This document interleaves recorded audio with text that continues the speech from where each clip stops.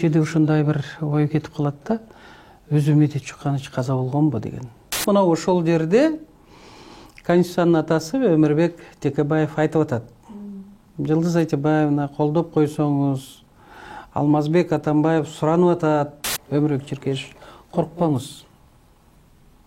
Сиз азыр айтып атпайсызбы? Мен коркпойм, ыйгарым сурабайм, качпайм деп. Бул деген сөз сиздин коркуп атканыңызды билдирип турат. Мен Молдо Муса Кангантиевди ушунчалык сыйлап калдым. Мына ушундай жигиттерди генерал десе болот. Ошон үчүн Садыр, Камчы, бекем болгула. Садыр Жапаровдун рейтинги жөнөкөй карапайым элдин арасында мындай да эмес, мындай көтөрүлүп атат. О, жогору жакка карап. Амансыздарбы, Супер ТВ каналынын көрүүчүлөрү, назарыңыздарда кайрадан саясий коктейль берүүсү. Студияда мен Шайиста Шатманова жана Жогорку кеңештин 5-чакырылышынын депутаты, жөн эле депутат эмес, акыркы жылдары Ата журт фракциясынын лидери болгон эжекебиз, ошондой эле аябай тайманбастыгы менен, эрктүүлүгү менен белгилүү Кыргыздын кыйын кыздарынын бири Жылдызхан Жолдошова болмокчу. Жылдыз эжеке, студиябызга кош келдиңиз. Саламатсыздар, урматтуу. Мекенчил партиясында сиз ошолордун тизмеси менен парламенттик шайлоого катыштыңыз да, октябрда. Анан ошол жерде негизги партиянын өзөктүк программасы катары сиздер чек араны коргоо, чек араны дагы талаштуу маселелерди чечүү ишин басым жасап атасыздар да, ошого коюп аттыңыздар негизги акценттичи. Анан бүгүнкү күндө аксылыктар жанагы көптөн бери талаштуу келаткан Дейрес деген аймакты да, калп айтпасам 300 гектарга жакын жерди Өзбекстан тактала элек жерди келип зымдар менен тосуп алатат деп, ал түгүл ошо талаага чыгып видеолорун тартып жөнөтүп атышат да. Анан бүгүнкү күндө ошо Садыр Жапаров өлкө башчылыгына бир ай мурун барганда биринчи негизги кадамдардын бири катары чек ара кызматын УКМКнын курамына кошту да. Азыр эми ошол жерди Камчыбек агабыз Ташиев жетектеп жатат. Ташиев саясатчы катары элдин арасында ушу чек ара маселесине күйгөн адам катары белгилүү болчу. Ал түгүл ошол аксыда маселелер чыкканда башка расмий бийлик өкүлдөрү баргыча ушул жерге жетип барып эл менен жолугушуп маселелер чечүү керектигин, кандай чечсе болоорун айтып, бийликтен ошону талап кылып келген. Бүгүн аксынын эли Ташиевди күтүп атат. Азыр анын абалы оор деп атышат, мындай дарыланып атат деп атышат. Анан ошо мекенчил кандай жооп берет бул ишке? Чынында эле Мекенчил партиясынын программасындагы ар бир пункт өтө актуалдуу жана эл талап кылган маселелер болчу да. Ошонун ичинде чек ара маселеси дагы. Чек ара маселесине мен ойлойм, Камчыбек Ташиев өтө терең аяр мамиле жасайт деп. Анткени өзүңөр билесиңер, Өзбекстанга да барып келди. Ошол чек ара маселеси боюнча аз да болсо кандайдыр бир сүйлөшүүлөргө барышты да. Ошон үчүн ден соолугун чыңдаганда сөз көңүл бурат деп мен ишенем. Учурда турган, бийликте турган команданын дагы бир ишараты бир аз мындай ойлорго түртүп атат да. Кооптондурат деп айтпайм, или кубандырат деп айтам, бирок ойлонууга түртүп атат. Ал деген 2010 жылы июнь окуяларында биздин мекендештердин бир тобу каза болуп, жакындарынан ажырап, дагы бир тобу дайынсыз да кетип, айтор мындай оор күндөр башыбыздан өткөн. Мына ошол 2010 жылдагы июнь окуясына кайрадан баа берүү күн тартибине коюлабы сиздердин команда тарабынан? Албетте. Анткени бул апрель-июнь окуясы бул улуттук трагедия болду да. А улуттук трагедиянын аягына чыкмай сайын улут ээси эл ал жабыркады да. Жабыркаган эл ошол маселе чечилмей сайын кайсы бийлик болбосун ошол маселени көтөрүп тура берет. Анын үстүнө анда биз Ата журт партиясынан келгенбиз. Мына ошол Ата журттун 3 лидери Ахматбек Келдебеков, Камчы Ташиев, Садыр Жапаров, мен Жылдызхан Жолдошова элди аралап жүргөнбүз, жардам бергенбиз колубуздан келишинче. Өз көзүбүз менен көргөнбүз кандай мыкаачылык менен жөнөкөй карапайым элдин балдары азап чегишкенин. Мындай айтканда азап эмес булчу, бул тозок болгон да. Тирүүлөй өлтүрүшкөн бири-бирин, өрттөшкөн. Ал кыргыз улутунан болобу, өзбек, орус, татар же уйгур улутунан болобу, жөнөкөй эле карапайым элдин балдары мына ушундай мыкаачылык менен бирин-бирин ушунчалык кайраштырышкан. Ал эми убактылуу өкмөттүн мүчөлөрү кечиресиңер, Роза Тунбаева, Өмүрбек Текебаев, Алмазбек Атамбаев, Темир Сариев жана башкалары өз мойнуна алышкан да. 2010-жылы мамлекеттин тагдырын төңкөрүш жасашканда мамлекеттин элдин тагдырын. А бул маселе чечилбей келет.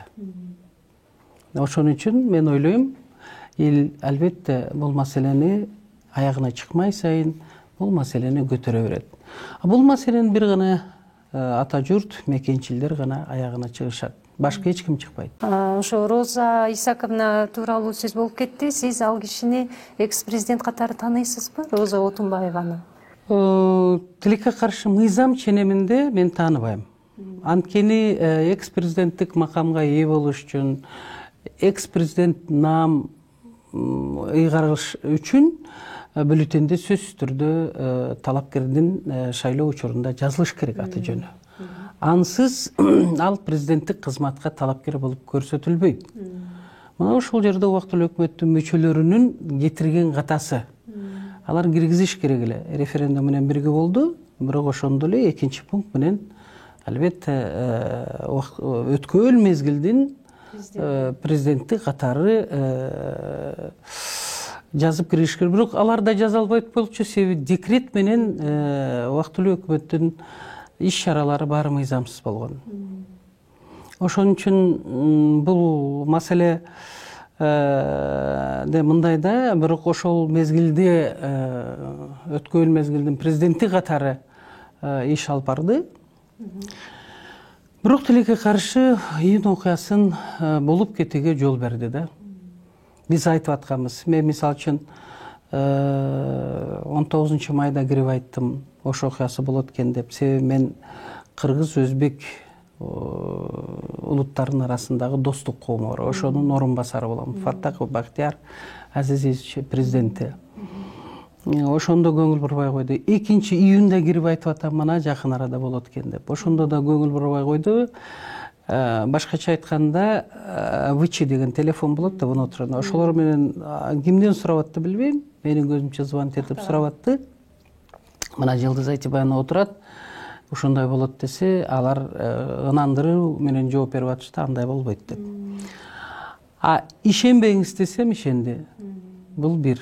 Экинчиден өзү могу төңкөрүш менен бийлик алуу бул мамлекетти, элди тагдырын арткы эле жылдырбастан, мындай айтканда, талкалоого алып келет да. Азыр мен эсимде эки нерсени айта кетейин. Кангантиев Молдомусаны таласта абдан каттуу уртокмокко алып атышканда телевизордон баарыбыз көрүп отурдук. Ошондо мен Роза Исаковна звонок этип айттым, бул эмне кылганыңар депчи. Мисалы үчүн жалал абадтыктар, айрыкча аксылыктар Аксадагы военный частка киришип, курал жараган алышып, таласка жөнөшкөн. Ошол эле мезгилде бүт милицияда иштеген Молдомусанын Кангантиевдин өтө сыйлаган эми баягы честь мундира деп коет да, кадрлары да жөнөшкөн да. Роза Исаковна, азыр сенин кичи мекениңде жалал абадтыктар менен таластыктар канга боелуп каласыңар депчи. Алып келип коюңуз. Пока өлүп кала электе. Кангантиев. Мен каяка алып келем, эмне кылам дейт. Каяка алып келесиңер? МВДга алып келгиле. Ошол жерден биринчи жардам көрсөткүлө. Андан кийин агасына айталы. Старший Кангантиевке Ташболот, по-моему, да, аты? Да, Камарал Кангантиевке келип алып кетсин деп. Бирок менин угушумча ошол убактылуу өкмөттүн мүчөлөрү выкуп талап кылган дейт. Ал туура эмеспи билбейм. Мен Молдомуса Кангантиевти ушунчалык сыйлап калдым. Канчалык уртокмок алышпасын, канчалык зөөкүрлүк мамиле жасабасын, ал өз позициясынан, принцибинен кайткан жок. Мына ушундай жигиттерди генерал десе болот. Бул бир нерсе. Мен апрель-июнь окуяларында матбаат Роза Исаков менен сүйлөшүп жүргөм. Кийин балким китеп жазып калсам ушунун баары жарык көрөр. Өкүнүчтүүсү Роза Исаковна ошондо бизди укпаганы. Өзү мен дайыма чындыкты алдын ала айтканга аракет кылам. Же интуициям бар, ошол нерсени алдын ала айтканы жасаганга аракет кылам да, как-то мамлекет элди ойлоп. Тилекке каршы бийликтегилердин көзүн май басып калабы? Же уккусу келбей калабы? Же болбосо айлана чөйрөсүндө мен хамелеондор деп өткөндө жаздым эле, же ошолор ээлеп алабы? Билбейм, чындыкты айткан киши жакпайт экенсиң. Кээде сыртта калып калат экенсиң, кайсы бир маселеде. Эми баштан көп нерсе өттү да, биздин дагы жаш бир топко барып калды да. Ошондо мынтип айтат да, мен дейт азыр ушул 87 баланын өлүгүн дейт, площадька коюп дейт, баарын ачып дүйнө жүзүнө көрсөтөм дейт. Мен таң калдым. Роза Исаковнабы? Мен таң калдым, Роза Исаковна, бул эмне деген шумдук? Бул билесизби дедим, сиз үчүн бул саясат, сиз үчүн кимдир бирөөдөн өч алуу болсо, ошол энеге билесизби кандай бул катуу тиет? Төрөгөн, ошол баланы чоңойткон, жакындарына, жолдошторуна, бала чакасына, тууган уругуна. Бул Кыргызда болгон эмес, мындай нерсе депчи. И вы не смеете, и не имеете права дегендей сөздөр айтылган да. Мен жашоомдо калыс саясатчы болуп келатам, мен калыстыгыман тайбайм. Мен биринчи иретте мамлекеттин элдин тагдырын гана ойлойм. Мен жеке кызыкчылыгым бир маселеде болгон эмес, болбойт дагы. Мына ошондо Роза Исаковна экөөбүз абдан катуу айтышып кеттик. Мен айттым, билесиңерби дедим, аларга жаназа окулуш керек. Мындай ачып туруп сиз көрсөткөндөй кечирип коесуңар. Театр. Сиз билесизби кандай бул трагедиядан театр жасайм деп атасыз деп. Анан башкалары дагы айтышты, анан ошол идеясынан кайтты да. Эч качан саясатчы жөнөкөй элдин трагедиясынан, көз жашынан өзүнө мындай айтканда очки набирать этпеш керек. Упай жасабаш керек деп атасыз. Упай жасабаш керек да. Мына ошондой нерселер болду. Молдомуса Кангантиев жөнүндө айтып кеттиңиз. Ал боюнча, ошол киши боюнча коомчулуктагы ойлор мындай эки жакка бөлүнүп жүрөт ушу күнгө чейин элечи. Анан бирок бир учур өткөндө эле мен ушул жөнүндө Алтынбек Сулайманов агабыз келди, ошону менен да маектешкенде сурадым да. Ал киши Ички иштер министрлигин жетектеп турганда, ошол учурда Бакиевтерге жакындай ишендүү адам катары турган маалда Медет Садыркулов бир аябагандай аяосуз жырткычтык менен өлтүрүлүп, анан кийин бирок ошол киши жетектеп турган Ички иштер министрлиги ошол окуяны жөн эле катардагы жол кырсыгы катары тергеп анан өткөрүп ийген болчу. Анан кийин ал жөнүндө чындык чыкты баарыбычы. Ошол маалда эле коомчулукта айтылып атты ал нерсечи. Анан ошол тарабынан алганда сиз аны кайра эле жигит дейсизби, же бул анын эме катачылыгы дейсизби? Эми Медет Чуканович менен мен иштеп калдым 1-Май районундачы. Анан Борбор шайлоо комиссиясынын мүчөсү болуп иштеп жүргөнүмдө ал жерде абдан көп нерселер болду. Шайлоо учурунда бизде укмуштуудай чоң акчалар жыйналат экен. Эми бизде бир эле хамелеондор эмес, кечирип коесуздар, подхалимдер да аябай көп экен да. Мен ушуну көрүп келатам, кээде жийиркенем, кээде ирээңжип кетем, кээде сөздү таппай калам, кээде ачык айтып саласыз. Кээде ачык айтып салам. Бир сөз менен айтканда, мына ошолор дагы мамлекеттин, элдин, подхалим менен хамелеондор элдин жашоосун алдыга түртпөй, артка тартканы бир эле төңкөрүш же болбосо саясий экономикалык кризистер эмес, мына ошолордун ар бир бийлик келгенде кенедей жабышып алып, кайры биле жаңы системага өтө албаганыбыздын негизги бир себептери мына ушул хамелеон менен подхалимдердин айынан болуш керек деп койдум да. Мен ошондо Медучкановичтин кабинетинин артында эс алуучу жайында дагы абдан чоң суммаларды көргөнмүн да. Анан мен кээде ушундай бир ой кетип калат да, өзү Медучканович каза болгонбу деген. Менде ушундай суроо болот да. Себеби анын кол саатынан эле таанышты, анын башка ДНКсын определить эте албай коюшту. Экинчиден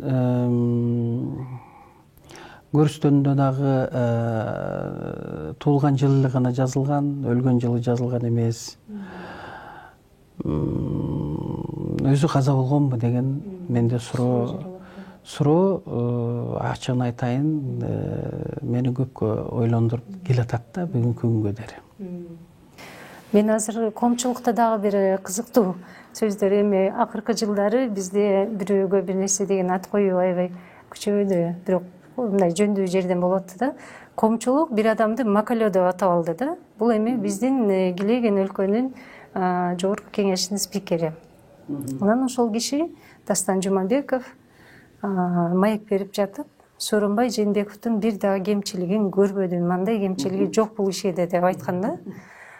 Анан ошо сиздин пикирди билгим келип турат. Сооронбай Жээнбековдун негизги кемчилиги же негизги кемчиликтери эмне болду? Сиз мындай баам салып турдуңуз да өлкөдө болуп аткан окуяларга. Ошондой эле учурдагы Садыр Жапаров эмес, өлкө башчысынын милдетин аткарып турган кездеги Садыр Жапаровдун кемчилиги же кемчиликтери кайсылар болду сиздин пикирде? Мисалы үчүн Сооронбай Шариповичтин оң жактарын айтайын, плюс. Бул менин жекече оюм. Ал киши өзү жеке алдым жуттумга жок экен да. Мында кандайдыр бир бюджетке кол салбаганы. Мына ошонусу саясатчы катары мен тараптан сый урматка тете. Эми минус терс жактары. Терс жагы. Кекчил экен да. Кекчил адам бийликте көпкө кармалбайт да. Ошон үчүн манас атабыз айкөл болгондо ким президент болбосун айкөл болуш керек. Ал элдин атасы. Үй бүлөнүн атасындай эле. Үй бүлөнүн атасы балдарын бирдей жакшы көрүш керек. Шогу болобу, билимдүүсү болобу, жөн эле колхозчу болуп иштеп калабы, ал сенин балаң. Бирдей мамиле кылыш керек. Ошондой эле ажоо деген элине баарына бирдей мамиле кылып, дайыма айкөлдүк болуш керек. Мен мына ушул эки жагын эле айтып кетейин. Менимче, албетте бул менин жеке оюм. Садыр Жапаров боюнча? Садыр Жапаров ал мындай да,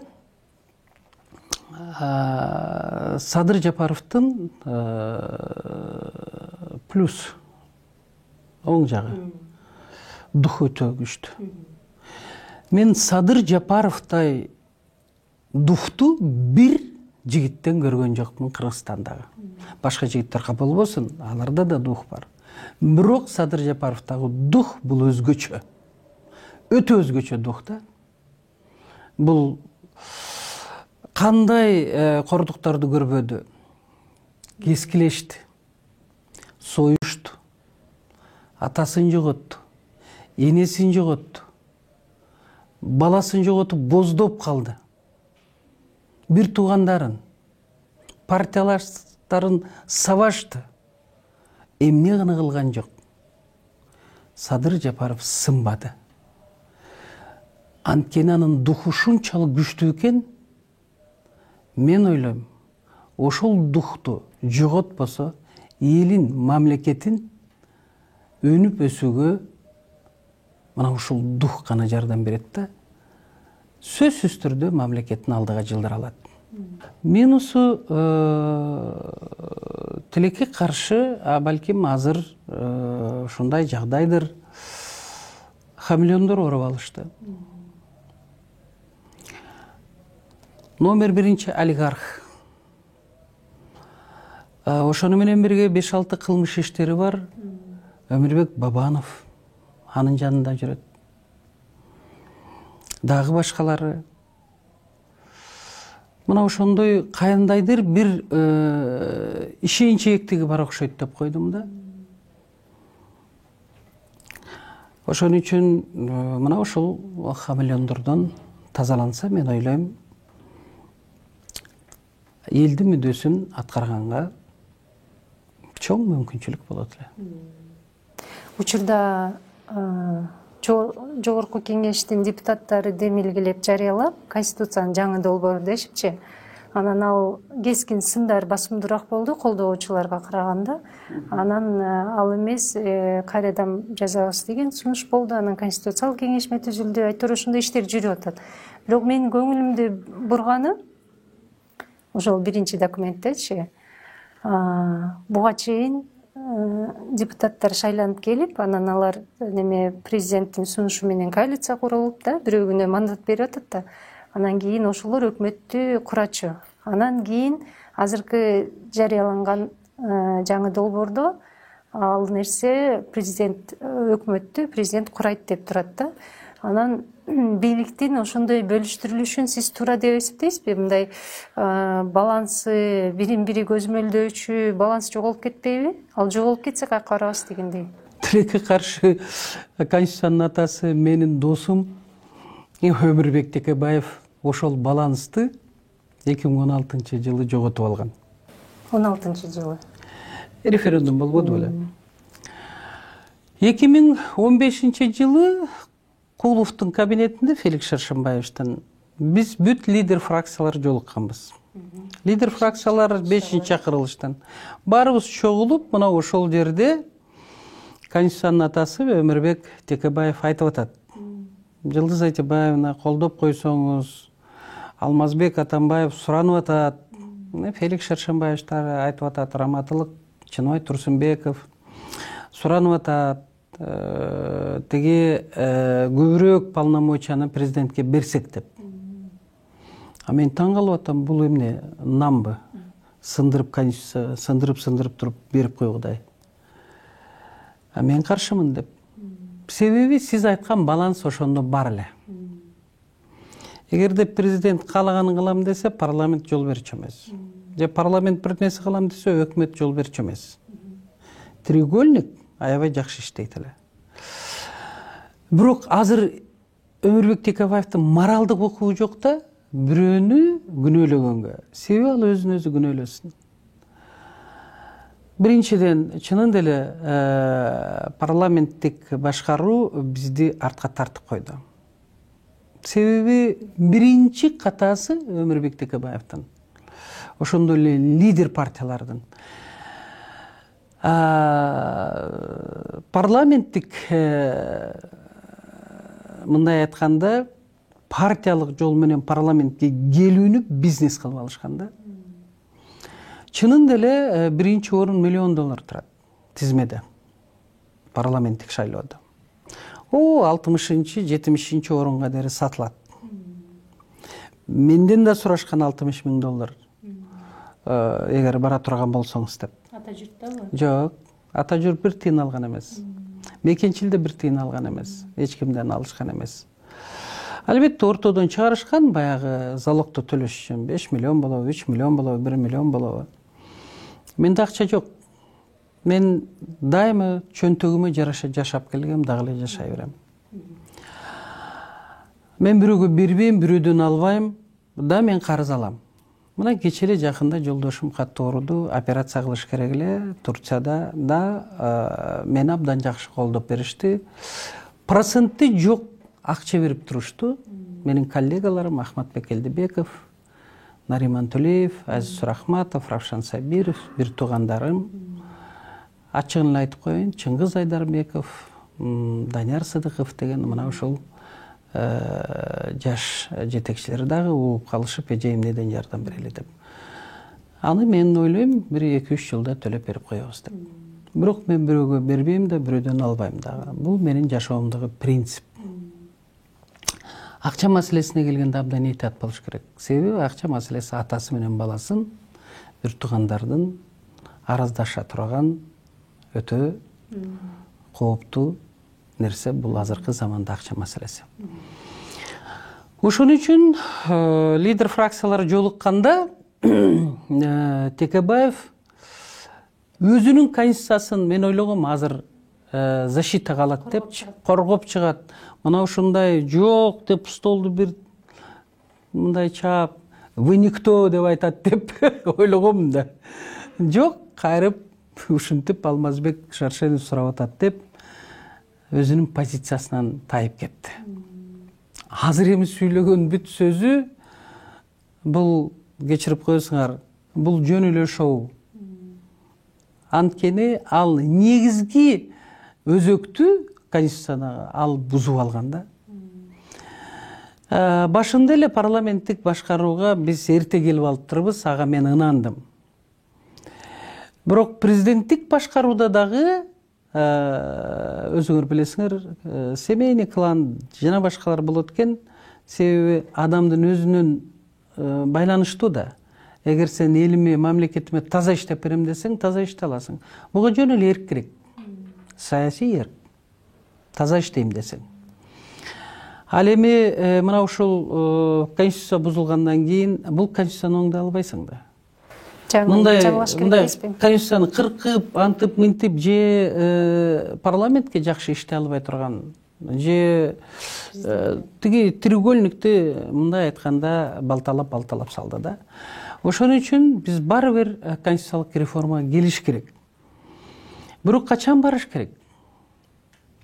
Мен саясатчы катары өзүм калыс пикиримди айтып коеюн.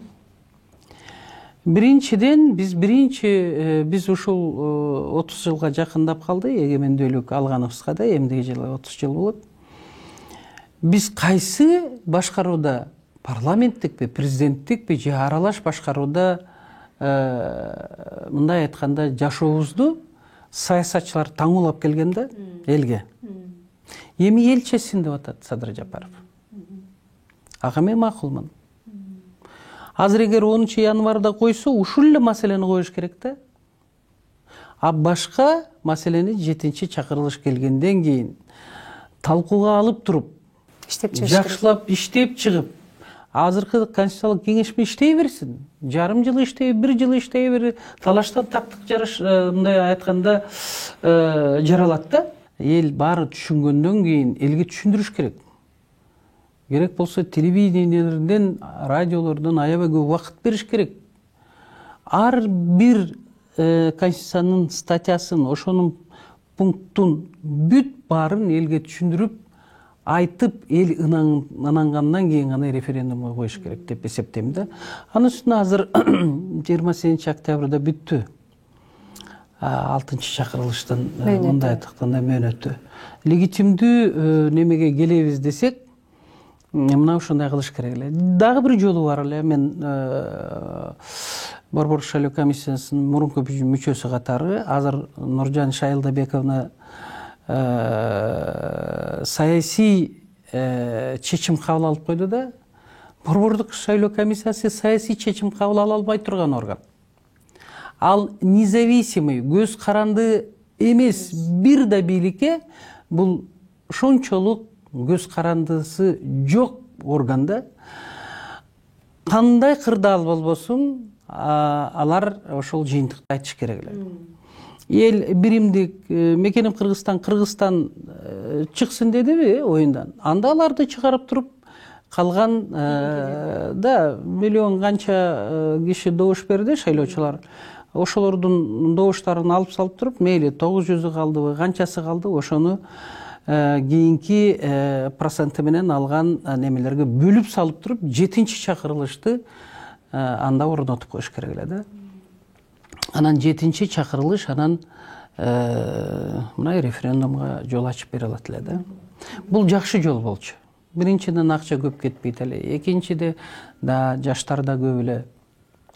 Үчүнчүдөн биз коомчулуктун айрыкча чет өлкөдөгү биздин өнөктөштөр менен дагы биз светское государство, да действительно биз мыйзамды сыйлаган өлкөбүз катары жакшы болмок да. Азыр деле кеч эмес. Эгерде ушуга барып койсок деле бул сонун болмок да. Да кандайдыр бир электорат буга каршы болушу мүмкүн. Бирок биз ошого барсак жакшы болмок. 700 миллион сом кечирип коесуңар, бул өнөмдөлүп калмак, өтө чоң сумма. Анын үстүнө абдан мындай айтканда катышты элчи шайлоого үмүт менен катышты да. Мына ушуну айтмакмын да. Анан дагы бир нерсе, Өмүрбек Текебаев азыр айтып атпайбы, эгерде супер президент келсе, анан баягыдай семейный клан башталат, тиги бу андай мындай деп. Жок, Өмүрбек Чиркешев, коркпоңуз. Сиз азыр айтып атпайсызбы? Мен коркпойм, ыйгарым сурабайм, качпайм деп. Бул деген сөз сиздин коркуп атканыңызды билдирип турат. Коркпогон киши андай сөздөрдү айтпайт. Коркпогон киши аргументированно өздөрүнүн сөзүн айтат дагы, анан кийин убагы келгенде көрөбүз деп жооп берет. Ошон үчүн семейный кланга кайрып келбейт. Кыргызстан эч качан Түркмөнстан болбойт. Кыргыз элинин жаратылыштан берилген эркиндигин кээде мен ойлойм Кудай да чектей албай баратат депчи. Бирок кыргыз эли тарбия таалимин жоготуп койду. Ушул тарбия таалимге кайрып келсек, урматтуу менин мекендештерим, улууну урматтоо, кичини сыйлоо, мыйзамды мындай айтканда тутуу менен баш ийүү. Келгиле мына ошого келели. Ар кимибиз колубуздан келген ишти жасайлы. Инженер болсо инженер болуп иштесин, өтүкчү болсо өтүкчү, сантехник болсо сантехник, саясатчы өзүнүн ишин кылсын, экономист өзүнүн ишин. Мына ошондо гана биз өнүгүп өсөбүз. Дегиле мен мага мамлекет эмне кылды деген маселени койбостон, мен мамлекетке эмне кылдым деген маселени эгерде ар бир кыргызстандык кое алса, мына ошондо гана биздин өлкө өнүккөн өлкө болот. Президенттин колунан келбейт. Жалгыз. Президент элине ишенет. Кимиси болбосун. Ошон үчүн мен сиздерден суранам, урматтуу менин мекендештерим. Кана биздеги улуттук намыс.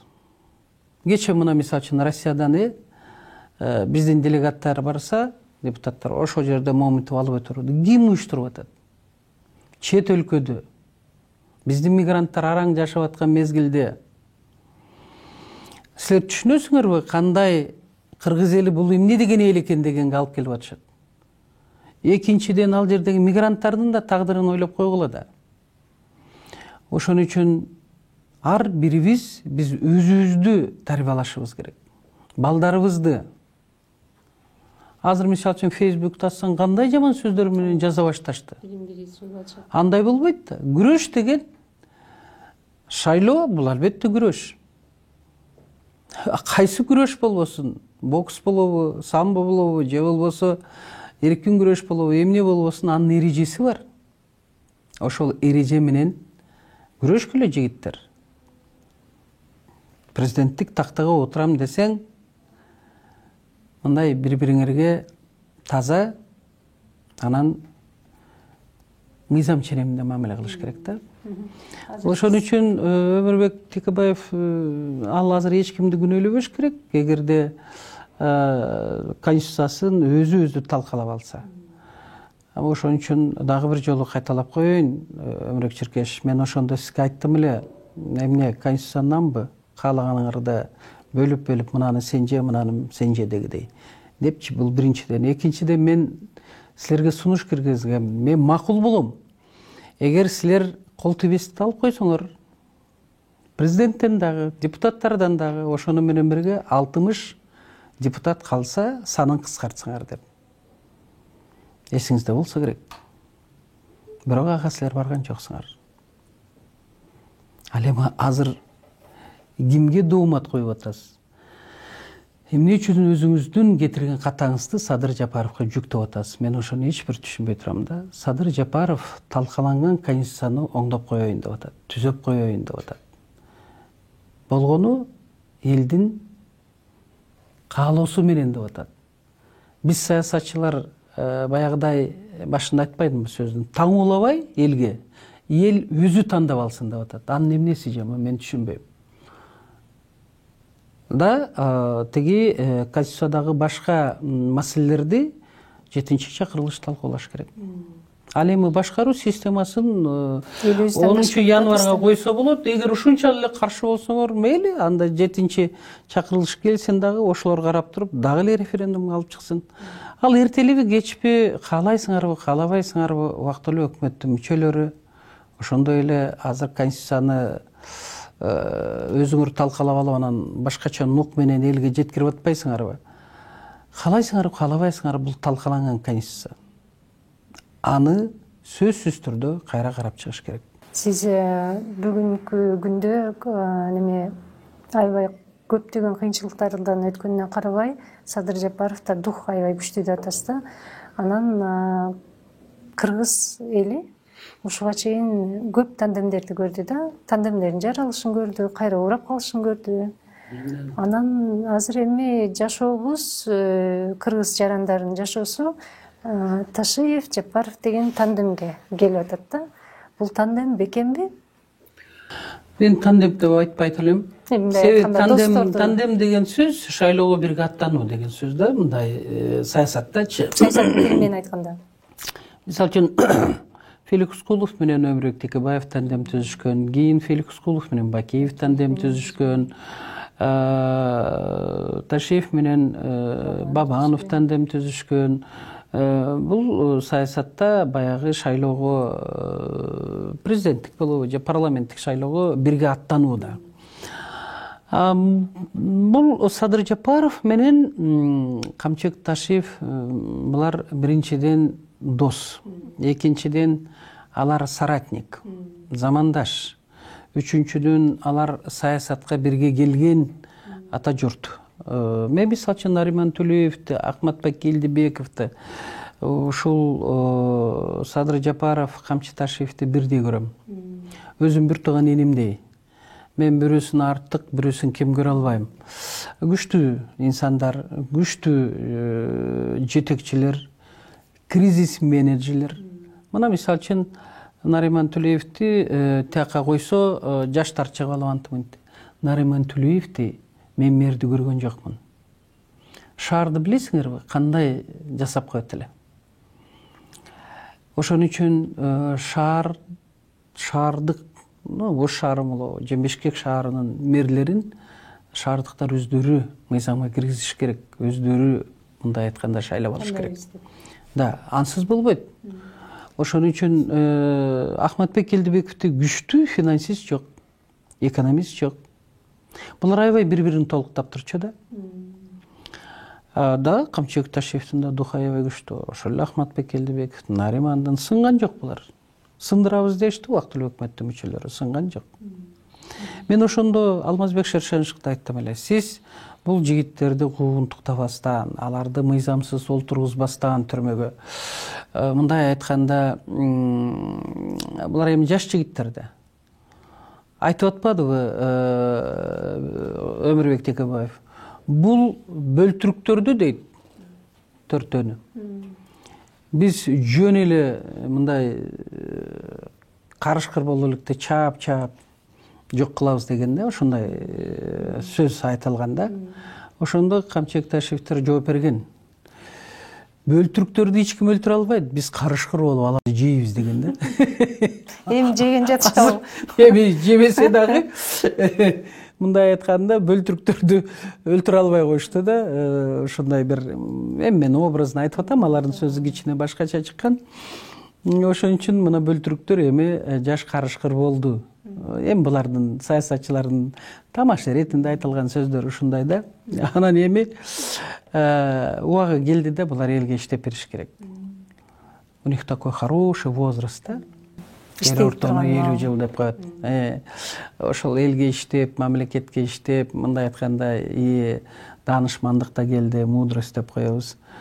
Опыт дагы, тажрыйбасы дагы толуп турат. Анын үстүнө энергиясы, күчү толуп турган мезгили да. Ошон үчүн албетте Ахматбек Элдибековду ушунчалык коррупция номер 1 кылып көрсөтүп койгон Алмазбек Шершенович.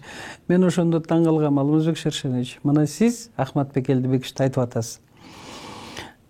Жетим жесирлердин, инвалидтердин акчасын жептир депчи. Ал деген министерство соцтруда. Жетим жесирлерге немелерге акча берет да. Тиги инвалидтерге. Ал эми Ахмат соцфонддо иштеди. Ал тескерисинче кийим кечек менен сатылып аткан нерсени акчалай берген да. Ал мындай коррупцияга жолугуп берген эмес. Мен мисалы үчүн азыр пенсия алам. Менин пенсиямы кимиси урдап алат, же кимиси ала алат. Но это просто невозможно. Эч ким ала албайт. Ошон үчүн номер 1 коррупция кылып көрсөтүп, мына ошондой бир ярлык кийлип койду да.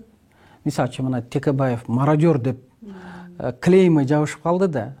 Мына ошондой клейманы жабыштырам деди. Тиги Ахматбек Элдибеков. Болбой калды. Себеби сот дагы актап чыкты. Экинчиден ал киши жеген жок. Тиги жетим жесирлердин. Ал киши соцфонддо төрага болду. Соцфонд бул пенсияга жооп берет да. Ошон үчүн мен сотторунда дайыма катышып аттым да. Мына ушундай нерселерге элибиз тилекке каршы ишенип алат да. Ал ишенимдүү иштешти да бүт мамлекеттин телевидениялары эгерде бир күндө 28-30 жолу көрсөтсө, мына мен мисалы үчүн Ысык көлдөгү жер боюнча 15 гектар бул фонддун жери эле. Эмнегедир Жылдыз Жолдошованын жери деп алат. А Курманжандатка фонду фильм Курманжандатка тартканда эле бизден идея чыгат. Курманжандатка фильмин акчасы Минкультурага келип түшөт. Минкультурадан Кыргыз фильмге, ал жактан конкурс жарыяланат. Айтыш фильми Садык Шернияз утуп алат дагы, ал тарткан фильмди. Ошондой эле комплекс Курманжандатканы Гострой акчасы келип түшөт, андан ДЖГСке келип түшөт.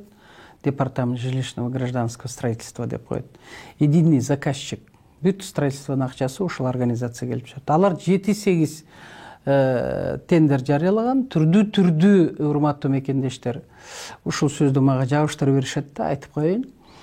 Укмуштуу көп мындай акчаны жеди, тиги бу дешти. 42 жолу генеральный прокуратура мени текшеришти. Фондду өзүмү, фондго 1 тиын, мамлекеттик акчасынан 1 тиын, 1 сом эмес, 1 тиын келип түшкөн эмес.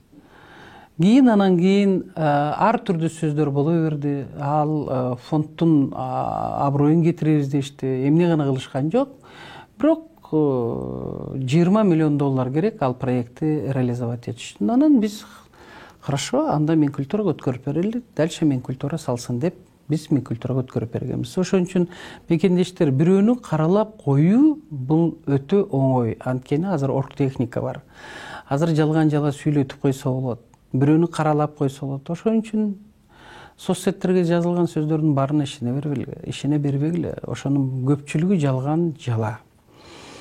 Ал эми мен айтайын дегеним, алардын достугун азыр албетте дай карамышык жүрүткөн аракет кылышат. Сыноо да болот да бул чоң сыноо. Ал чоң сыноону өкөө гана жеңип алат.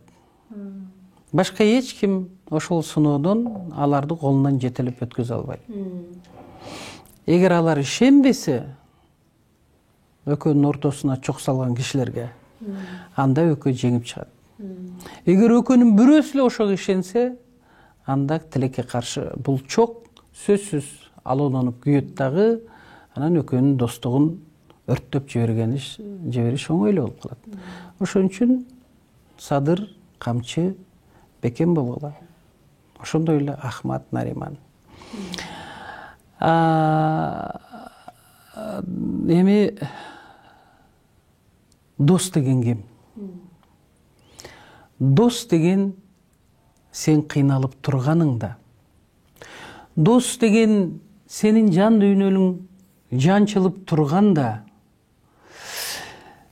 сен ички дүйнөңдөгү арманыңды же болбосо ошончолук кыйнап турган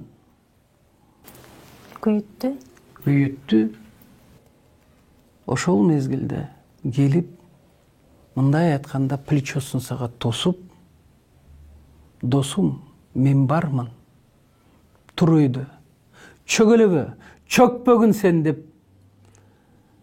колдой билген адам сенин досуң. Андай досту көз карегиндей сакташ керек. Ал чыныгы дос. Дагы ушул эле команда боюнча, сиз мүчө болгон команда боюнча сурайын деп турам да. Жапаров, Ташиевдердин командасы тууралуу булар Бакиевдин куйруктары деген сөз аябагандай көп айтылат. Азыр учурда ошол нерсе күчөп аткан мезгили. Кайрадан Бакиевдер ушул колдор аркылуу өздөрүнүн коомчулукта актагысы келип атат, кайтып келгиси келип атат. Булар Бакиевдердин мындай булардын желкесинде артында Бакиевдер турат деген сөз азыр мындай талкууда турат да. Анан ошол команданын мүчөсү катары айтыңызчы, силер Бакиевдердин куйруктарысыңарбы? Бул жалган. Себеби Бакиевдерге азыр эчтекенин кереги жок. Алар Белоруссияда аябай жакшы жашап атышат. Ал абдан чоң гектар жерлерди алып, комбикорум деп коебуз го. 7000 орунду ошондой комбикорум дагы түрдүү сорттор менен чыгарып атышыптыр. Мен уктум. Февралда барып келдим эле Минскке. Алар менен жолуккан жокмун, мага айтышты. А эгерде жолугалы десе мен жолугат болчумун. Мен азыр жөнөкөй эле пенсионермин, байланышым жок, мен көргөн жокмун президентти. Гетердин 1 жыл мурун көргөнмүн, андан кийин көргөн эмесмин. Курмек Салишти. Бирок ачыгын айтыш керек, биздин президенттер бар эле адам катары жакшы адамдар. Адам катары. Ошол эле Аскар Акаевич, ошол эле Курмек Салиевич адам катары. Абдан жакшы адамдар. Ошол эле Роза Исаковдун да жакшы жактары бар. Алмазбек Шаршеновичтен, Сооронбай Шариповичтин абдан жакшы жактары бар да. Ал эми кыргыз элибиз дагы өзүбүздү да кичине мындай айтышыбыз керек да. Мен айтып атпаймынбы? Ар бир адам колунан келген ишти жасаганда гана, мындай үй сыяктуучу бирден кирпич койгондо гана мамлекет жогорулайт да. Анан эч кимиз эчтеке кылбай туруп эле анан тиги бу десек болбойт.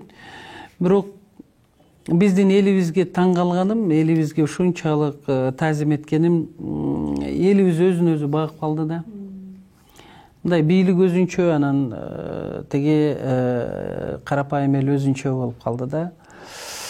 Ошол бийлик элди мына ошол мамлекеттин өсүп өнүшүнө ошол процесске аралаштырыш керек да. Ал жеке менчик иш менен кылабы, же жөн эле үйдө отурабы, мына ошондой бир механизмдер менен аралаштырыш керек да. Ушу мен дагы өлкөмү алдыга жылдырганга кандайдыр бир иш жасап берсем деген, салым кошсом деген, мына ошондой болуш керек да. Мына ошол нерсе болбой атат. Эми, конечно, биз жаштарыбызды жоготуп алдык. Бүт баары тең эмгек мигранттар болуп кетти. Мен Бакиевдерге жолуккан жокмун. Эгер жолугам десе мен жолугат элем. Анткени көп суроолор бар мендечи. Ошол суроолорго жооп алат элем да. Эми Бакиевдердин куйругу деген бул жалган. Бул оппоненттердин атайын чыгарган сөздөрү. Садыр Жапаровду мен ачык эле айттым өткөндө дагы. Садыр Жапаровду карапайым эл колдоп атат. Да, интеллигенттердин жарымы колдогон жок. Аны ачык айтыш керек. Шаардыктардын жарымы колдогон жок. Аны да ачык айтыш керек. Убактылуу өкмөттүн мүчөлөрүнүн бирөөсү колдогон жок. Колдобойт дагы. Балким барып жолугушу мүмкүн, бирок колдобойт.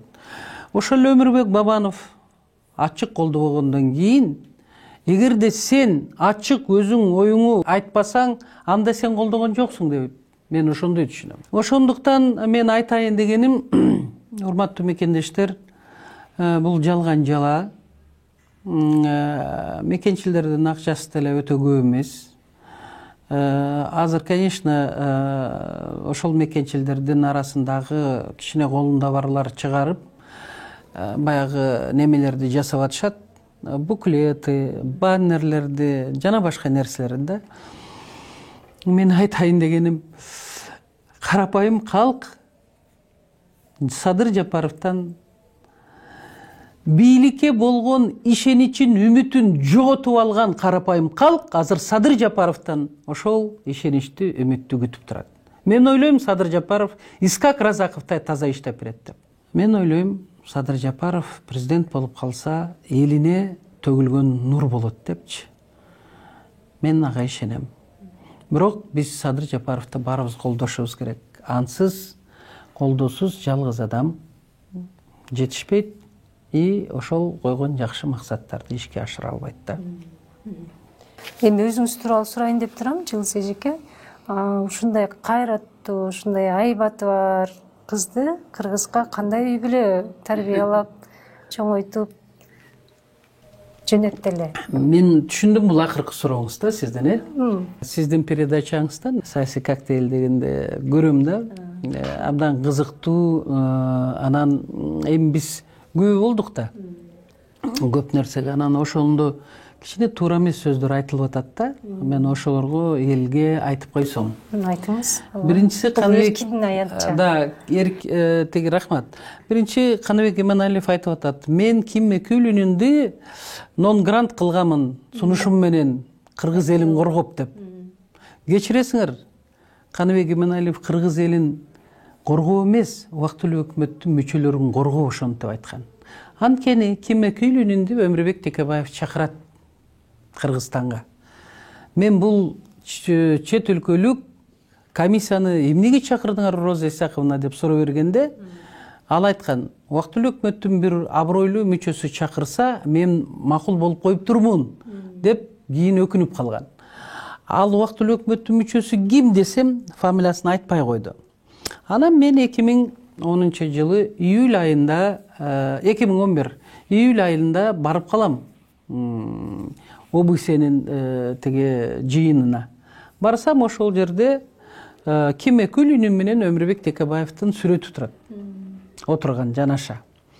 Көрсө 2010 жылы июль айында ОБСЕнин ушул платформасына барган экен Өмүрбек Текебаев. Ошол экөө жолугуп, анан ошону Өмүрбек Текебаев чакырган экен. Кийин мен палатада көрсөткөм экөөнүн сүрөтүн, дагы да бар. Анан кийин ал Кимме Күлүнгө ишенишкен да, мурунку бийлик ушуну жасады деп жазып берет деп.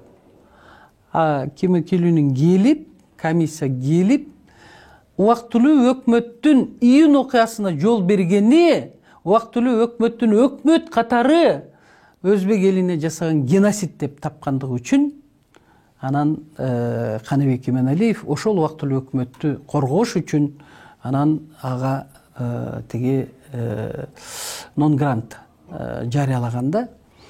А бирок ал ошол Кимме Күлүнүндүн жыйынтыгы комиссиянынчы ал бүгүнкү күнгө дейин ачык турат. Эртең бүрсү күнү, эмдиги жылыбы, кайсы бир күндөрү, кайсы бир жылдары бул маселе сөзсүз көтөрүлөт. Ошондо убактылуу өкмөттүн мүчөлөрү канча жашка чыкпасын, Гага сотунда, мени эстеп коесуңар, Гага сотунда булар жооп берет. Бир эле Гага сотунда эмес, Кыргыз Республикасынын жогорку сотунда дагы айрым мүчөлөрү убактылуу өкмөттүн айрым мүчөлөрү, ош окуясына тиешелүү мүчөлөрү сөзсүз жооп берет. Анткени алар бир эле ушул кандуу окуя болушуна жол бербестен сепаратисттик күчтөр Кадыр Жамбатыров баштаган, ошолор менен соодалашууга барышкан. Кандай соодалашуу эле бул? Биринчиден, мына Зулумов Шакир деген, мен өзүм интервью алып атам ал кишиденчи. Жогорку Кеңештин апрель-июнь ыкасын иликтөө комиссиясынын төрагасынын орун басары катары Ошто мэриянын зданиясында, залында. Ал жооп берип атат. Кадыржан Батыров менен убактылуу өкмөттүн мүчөлөрү, айрым мүчөлөрү соодалашкан. Биринчиден автономия түзүп берүү боюнча, экинчиден өзбек тили официалдуу тил болсун деп, үчүнчүдөн 30% күч органдарында өзбек улутундагы жаштар иштесин деп, төртүнчүдөн айтып атышат, тиги жогорку сотто 30%, жогорку кеңеште 30% деп. Мына ушул соодалашууга убада берип коюшкан. Убактылуу өкмөттүн айрым мүчөлөрү. Мына азыр Бектур Асанов мына ушуну акырын айтып чыгып атат. Мен өз убагында айтканда, мени куугунтукташып, ошол Ысык көлдөгү жерди прокуратура тарабынан, башкы прокуратура 7 начальник управлениени жөнөтүшүп, 42 жолу текшеришти. Эчтеке таппашты. Мен ачык эле айтып аттым, пожалуйста, тапсаңар, тапкыла, издей бергиле, тапкыла, эгерде фондко бир тыйын келип түшсө, анда менин 2 бутуман асып койгула деп. Ошол 7 начальник управлениенин 2 взятка сураган. Анан бизге айтып атышат, тиги строительный компаниялардан заказчик айтып атат, ушинтип акча сурат. Жедиңерби десем, жок. А эмнеге бересиңер? Раз ошол Курманжандатка ошондой акарат келтирип атышабы, бирден камалат деп мен айтканмын. Курманжандаткага акарат жасап атышып, эненин бул мындай айтканда руху, духу тирүү арбак деп коет да. Анан өзүңөр көрдүңөр, мына ошол айтылган сөздөр өздөрү менен кетсин. Ким жамандык кылса, фонд Курманжандаткага акырын өз жазасын алып келе атышат. Мен аны каалаймбы, каалабаймбы, бул Курманжандатканын арбагы өзү чечет. Мына ошолдой жаман ишти жасашты да айрым убактылуу өкмөттүн мүчөлөрү. Анан элден алаксы түш үчүн бизге нападать этти ата журт. Фракциясынын бирде депутаты калган жок, куугунтукка алынбаган. Баягы чындыкты айтып сүйлөгөн. Өзү чындык эч кимге жакпайт. Потому что ал ачуу, таамай айтылат. Бирок чындык гана ошол жагдайдан алып чыга турган жападан жалгыз жолда, башка жол жок. Ошон үчүн Гага сотунда да жооп берип калышы мүмкүн. Эми айрым мүчөлөр ким тиешелүү болсо. Эми баарын деп айта албайм. Өзүңөр билесиңер, Мегакомдон акча алышкан, банктардан акча алышкан, ошолордун баарын, ошол акчаларды албаган мен 3 эле кишини билем. Убактылуу өкмөттүн. Бул Элмира Султановна Ибраимова алган эмес.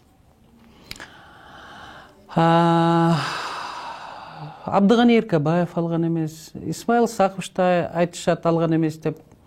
Аны эми өздөрү айтып берер, бирде болбосо бирде ушулардын баары чыгат, өздөрү айтышат. Бул бир. Ошон үчүн Ким Өкүйлүнүн нон-гранты убактылуу өкмөттү коргоо максатында Гага сотуна барбай калышсын деген максатта айтылган да. Ал эми экинчи дагы бир момент, эми азыр бүт кечирип коесуңар, мен ойлогом силерди Токио Атамекен партиясына ачылганбы, баары эле Атамекенден келип сүйлөп атышса депчи. Анан Бактыбек Калмаматовду да чакырдыңар да, менин коллегам. Ал айтып атат, ушуга да жооп берип коеюн. Садыр Жапаровдун дейт рейтинги дейт мындай эмес, мындайынан түшүп атат дейт. Мен элге айтып коеюн, Садыр Жапаровдун рейтинги жөнөкөй карапайым элдин арасында мындай да эмес, мындай көтөрүлүп атат. О, жогору жакка карап. Мен Бакыт Калмаматовдун сөзүнө жооп берип атам. Бул агитацияда эмес, бул Бакыт Калмаматовдун айткан сөзүнө жооп. Каныбек Иманалиевдин айткан сөзүнө жооп. Ушу азыркы сөзүңүздөн улам менде суроо жаралып атат. Кыргыздын кайсы бир баласы, кызы, эми мындай өлкөнүн баласын айтып атам да менчи, жарандарын. Кайсы бир башка азчылык улутка автономия берем деп убада берди дегенге сиз мындай өзүңүз саясатта жүргөн адам катары ишенесизби ошого? Албетте ишенем. Же жөн эле бул мындай неме? Жок, ишенем. Анткени 1991 жылы дагы 90 жылда болуп өткөн да немеч Ош окуясы. Ошонун алдында сепаратисттик күчтөр, аксакалдар азыр эми.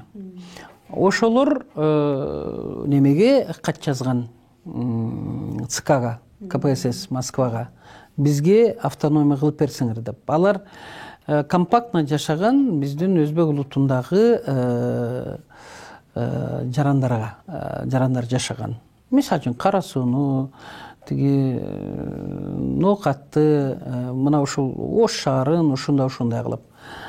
Эми бул жөнөкөй карапайым өзбек элине автономия абсолютно кереги жок. Бул тиги сепаратисттик күчтөргө керек эле. Алар президент болуп бөлүп алышкан. Ким болот деп. Кадыржан Батыров президент, Алишер Сабиров генеральный прокурор, эгерде автономия болсочу. Инамжан Абдурасулов ошол неменин губернатору, область болобу, же болбосо президенти деп автономия болсо президент болуп калат да. Анан вернее Кадыржан Батыров президент, ал премьер-министр ушинтип бөлүп алышкан. Азыр точно эсимде жок. Бүт бийликти бөлүп алышып, сепаратисттик күчтөр жөнөкөй карапайым элди салып беришти дагы, өздөрү баары учуп кетишти. Бай экен, акчалары бар экен.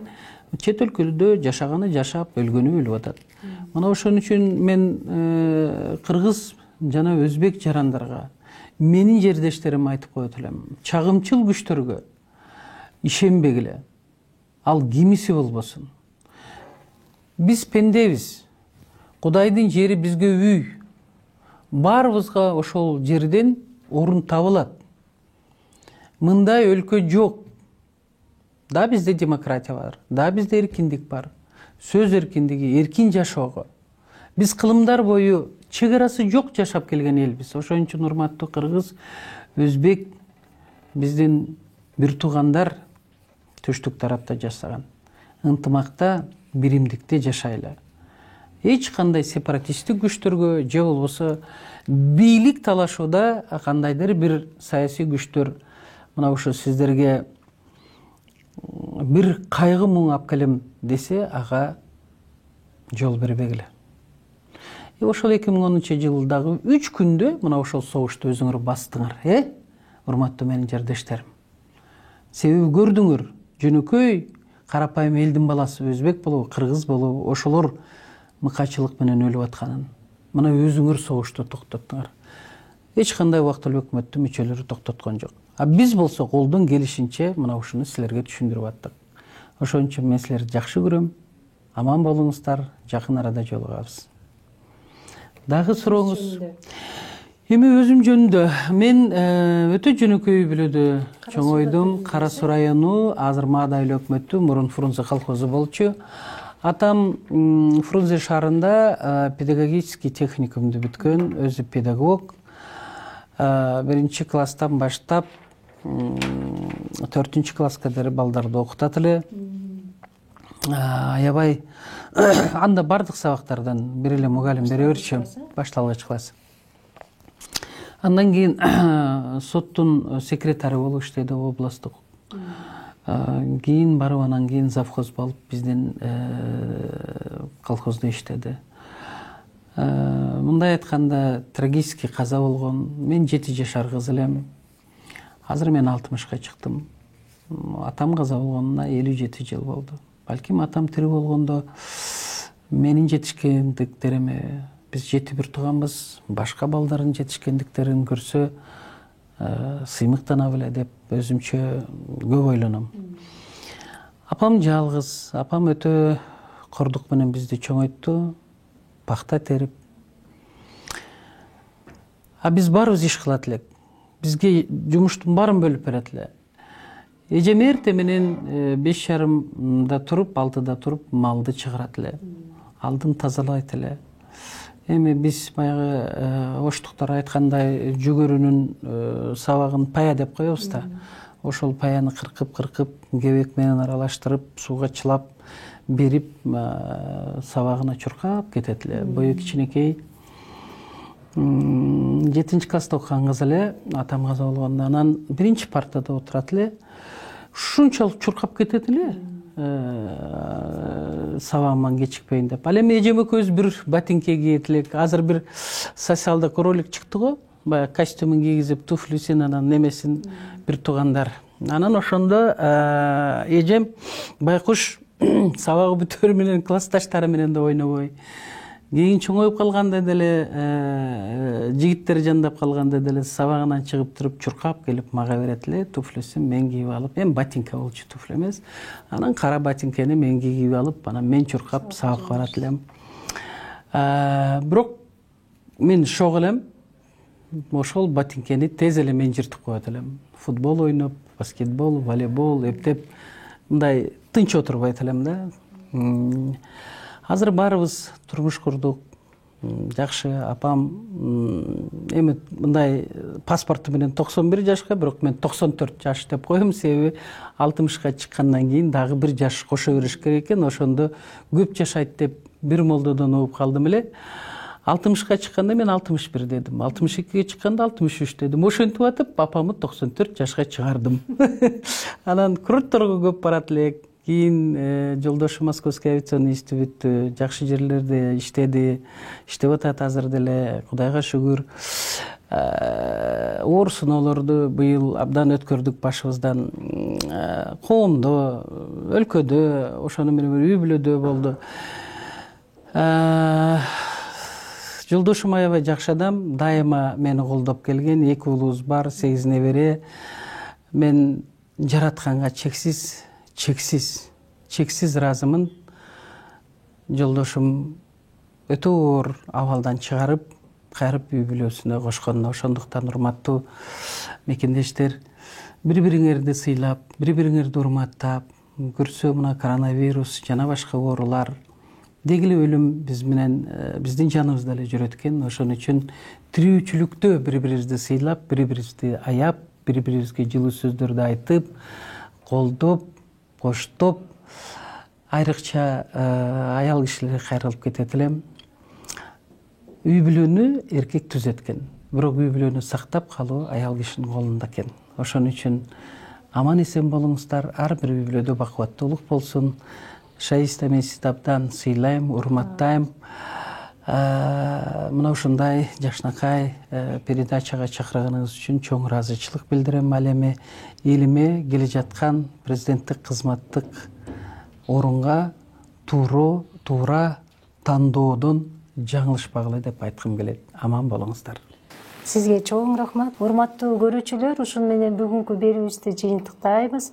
Жылдызхан Жолдошова менен маегибизди сиздер supertv.kg сайты аркылуу же болбосо Super TV YouTube каналы аркылуу көрө аласыздар.